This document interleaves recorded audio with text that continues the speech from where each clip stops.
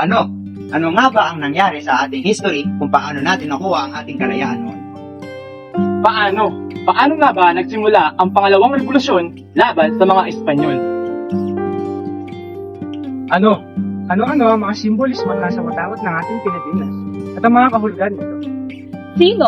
Sino nga ba ang nagdisenyo ng watawat ng Pilipinas at sino ang mga nagtahi nito? Sino-sino nga ba ang may mga kontribusyon sa pagkabit ng kalayaan ng Pilipinas? Ano-ano nga ba ang mga epektong natatamasa natin ngayon dahil sa kalayaang ating nakamit?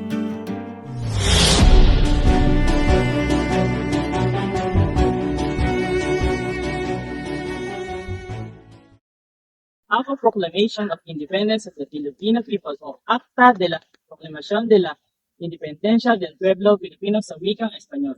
Dito na nagkaroon ng kasarilan at kalayaan ng bansang Pilipinas. Sumunod ay ang Desyembre 1897. Dito nagkaroon ng truce matapos matalo ang mga katipunero laban sa Espanyol at napagdesisyonan ni General Emilio Aguinaldo na magtungo sa Hong Kong upang makipagkita sa mga konsul. Sumunod, April 1898. Dito na nagsimula ang American-Spanish War na kung saan inirepresenta ng mga Amerikano ang Pilipinas laban sa mga Espanyol. At next ay si Commodore George Dewey. Si Commodore George Dewey ay isang Amerikanong nagkaroon ng malaking kontribusyon upang matalong mga Espanyol matapos niyang palubugin ang mga barkong pandigman na naglalaman ng mga resback ng mga Espanyol. Habang nasa Hong Kong si Emilio Aguinaldo, bumili siya ng mga armas mula sa American Consular kay Roncesvalles Wildman upang palakasin ang pwersa ng mga Pilipino laban sa mga Espanyol. Noong Mayo 19, 1898, sakay ng US cruiser na tinatawag na McCulloch, nakipagpulong siya kay George Dewey na nagbigay ng mga nasamsam na armas mula sa mga Espanyol. Higit kumulang na 12,000 na mga Pilipinong sundalo ang naipon ni Aguinaldo mula sa iba't ibang lalawigan ng Pilipinas upang ipaglaban ang kalayaan ng Pilipinas. Noong May 28, 1898, Battle of Alapan, first major victory ng mga Pilipino. Tinalo nila ang 270 Spanish Marines in just 5 hours. Dito rin unang tinaas publicly ang ating watawat na tinahipa sa Hong Kong ni Marcela Goncillo at ang grupo niya. May 24, 1898, nag-set up si Emilio Aguinaldo ng temporary dictatorial government sa Cavite, Mego para pag-isahin ang mga grupo at mapabilis ang paghahanda. Tumagal lang ito ng exactly 30 days. June 12, 1898, officially dineklara ang kalayaan sa bahay ni Aguinaldo sa Kawit, Cavite. Binasa ni Ambrosio Rianzares Bautista ang Act of Declaration.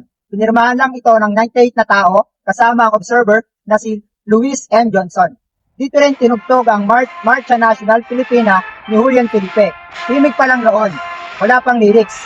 Noong 1899, nilagyan ito ni Jose Palma ng salita at ito na ngayon ang ating lupang hinirang. Isa sa mga feature ng ating watawat ng Pilipinas yung tinatawag nating White Triangle.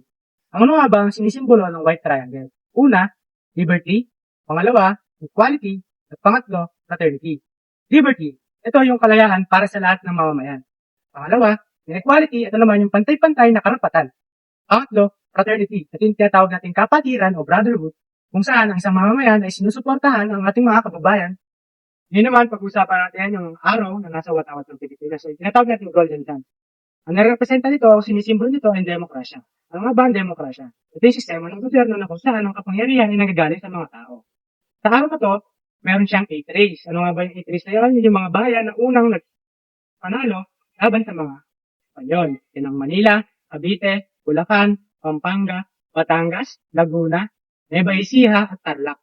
Naman tayo sa sa tatlong bituin na makikita sa watawat ng Pilipinas. Ang tatlong bituin na ito ang representa sa tatlong isla na makikita natin sa Pilipinas. Yun ay ang Luzon, Visayas, at ang Mindanao.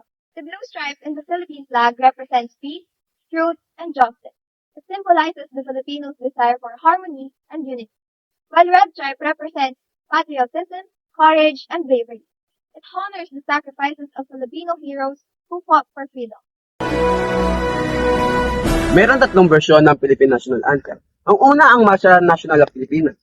Nagsimula ang Philippine National Anthem ng walang lyrics pero noong August 1899 sa gitna ng Philippine-American War, binago ng isang 23 years old soldier poet na si Jose Palma, isinulat niya ang Spanish poem na Pilipinas.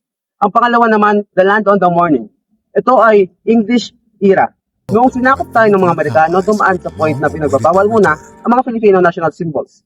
Pero noong 1919, Nung nilista ang ban, isinalin ito sa English ni na Senator Camilo Osias at Mary A. Lane. Ang pangatlo naman, ito ang ating ginagamit ngayon na lupang hinirang o the Filipino version. At noong panahon naman ni Japanese occupation noong 1940s, nag-transition naman ang anthem sa Tagalog. Noong 1956, sa ilalim ni President Ramon Magsaysay, opisyal na nating na-recognize ang national version nito. Matapos ng ilang minor musical tweaks ng 1960s, naging lupang hinirang ito at makasaysayang anthem na buong puso na nating kinakata ngayon. Ang musika ng pambansang awit ay sinulat ni Juan Felipe noong 1898 sa utos ni Emilio Aguinaldo. Ang original na pamagat nito ay Marcha Filipina Magdalo, na kalaunan ay naging Marcha National Filipina. Ang unang tumugtog ng pambansang awit ay ang banda ni San Francisco de Malabon Band noong June 12, 1898 sa pagdeklara ng kalayaan sa Aguinaldo Shrine.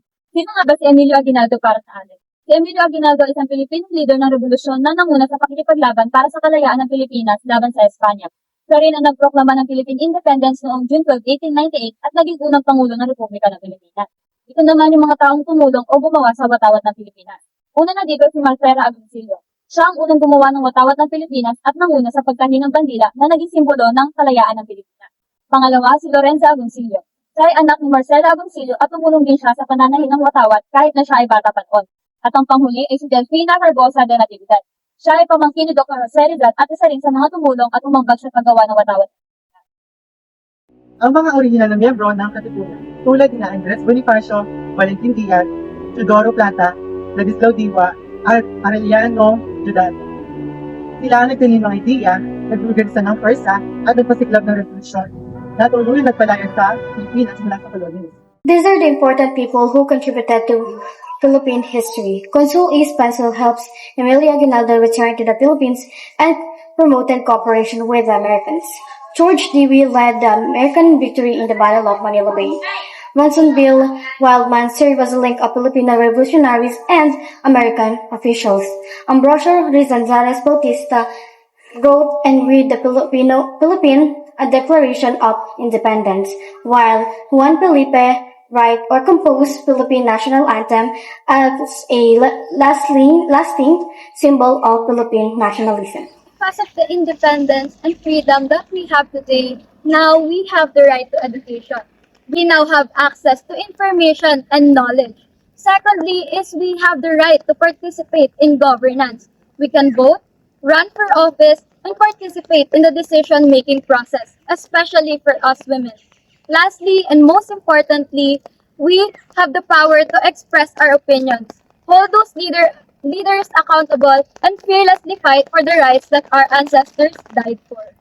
Ngayon ay may kalayaan na tayo na makapag-aral at pumili ng kurso na nais natin. May kalayaan na rin tayong pumili ng sarili natin trabaho at makapagsimula ng ito. Ating kinabukasan na hindi na idinilikta ng at natutunan natin na sa isang malayang lipunan, ang hirap ng pag-aaral at pagtatrabaho ay hindi na dahil nalipit tayo, kundi dahil malaya tayong nagbubukas ng sarili nating pangarap at for everyone, what is the significance of study history? So, sabi di ba ang gusto mo? I-study yung mga nakaraan. So, pag-aaral natin yung nakaraan, natutunan tayo sa mga lessons ng mga nangyari noon. And then, kapag natutunan tayo sa mga lessons na yun, may iwasan natin yung paggawa ng same mistake. Para hindi siya umulat. Diba? Ikaw kaya, para tayo ba? Hindi, para tayo kaya, pag-aaral ng mga history.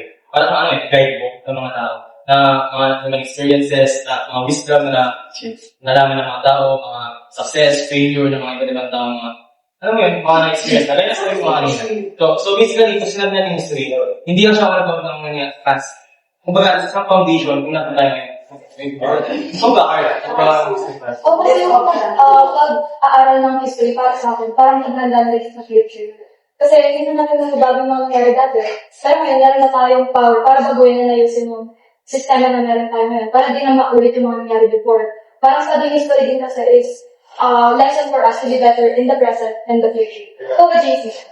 Para sa akin yung history is, hindi natin maunawaan yung paano nagandang ating mundo, yung ating mga nakakapag-aaral, at paano mag-desisyon ng ating sige. Paano mag-iiyak siya na paano mag-diploma tayo yung desisyon para sa akin. Si Anton ba? Hindi ko kasi, sa understand na ng history, yun nga, sinasabi nyo, yung failure to success. Parang doon na parang ano na yung evolution natin. So parang process yan, or improvement natin. So parang di ba, Louie? Ano yung significance of study to study sa'yo? Para sa akin, sa pag-aaral ng history, hindi natin malalaman yung base. Tapos malalaman natin yung sakripisyo ng ating mga bayani. Saka parang malaman natin yung pagkakamit at hindi na maulit yung pagkakamit. So, David, para sa iyo. Para sa akin kasi, kung alam mo kung nangyari nakaraan, hindi ka nila madali mauutok. Kasi yung mga tao may kapangyarihan na yun, hilig nila gamitin yung mga nakaraang gawa nila upang magpapalad mga tao. Kaya kung alam mo talaga kung nangyari nakaraan, kumbaga yun ang magiging protection mo para hindi ka nila madali mauutok. Ikaw, para sa iyo. Ganyan ba? Ayun nga, yung pag-iintala ng history, syempre, para maging more aware tayo and responsible sa mga nangyayari ngayon. Para sa akin, importante yung pag-aralan yung history.